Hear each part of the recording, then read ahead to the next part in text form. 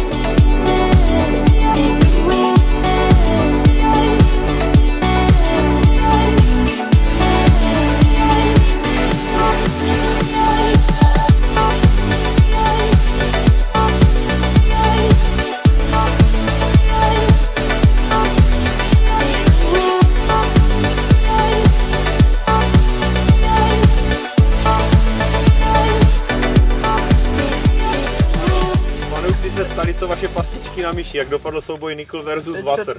Teď před chvílou se tam jedna ulovila. A na kterou značku? Samozřejmě Nikl. A taká výška, to já chytnu potkana. Dobrá, kluci.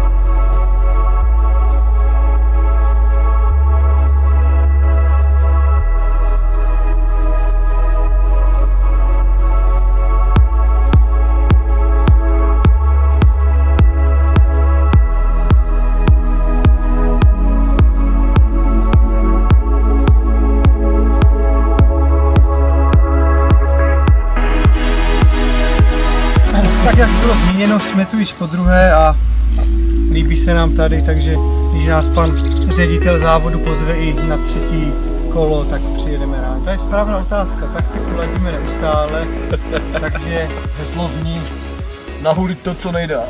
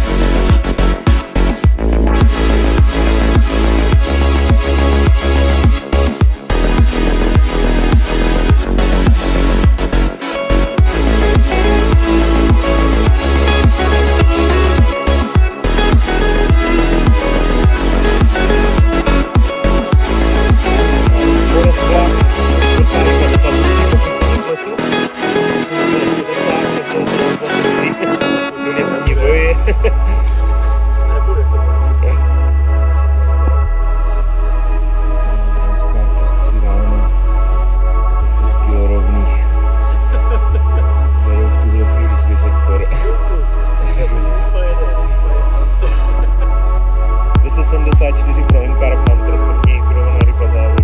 Kluci z Marsperu zapisují inkurovanou rybu a zároveň nejtěžší rybu závodu z úleví. 12 kg 20, čas 16:20 a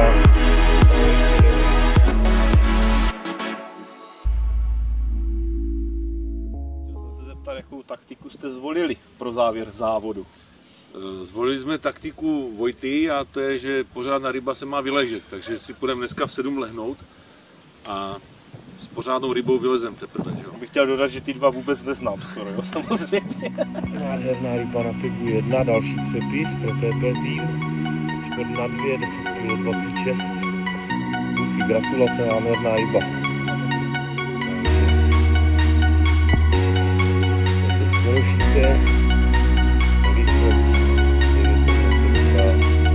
Ráno, nábojovaná ryba. Gratulujeme. Zatím jste prozatímními lídry po půlce závodu. Po nějakých 30 hodinách a nějakých drobných. Se zeptám na pocity, jak se cítíte? Jo, je to dobrý, ale je to pořád otevřený, no. Přesně, no. 2 noci před náma, takže uvidíme ještě, no. Jste